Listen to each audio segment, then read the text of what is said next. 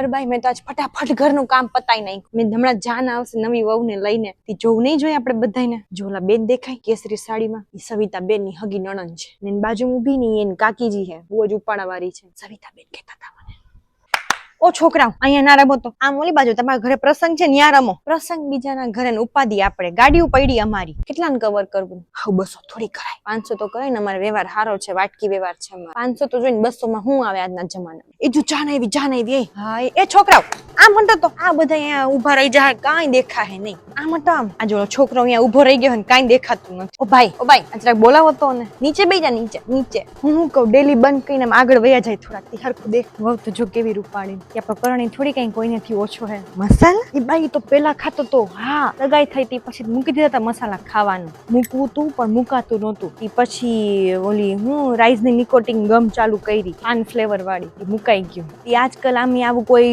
પાન મસાલા ખાય એની ક્યાં સગાઈ લગન ના થાય. પછી આવી ગયા વહુ ને લઈને એમ ને. હારું બાઈ હારું. જાન તો વઈ ગઈ. બેહો રૂપાબેન, ઘરે જઈને શું કામ છે? બેહો ને, અહીંયા જોઈ બધા નીકળશે. એલા છોકરાને કોક કયો નીચે બેહે. એ બાબા નીચે બેજા જરાક. છોકરો પાછો ઉભો થઈ ગયો, અસલ દેખાતું તું. બોલાવો તો બેન જરાક, નીચે બેહાડ દો.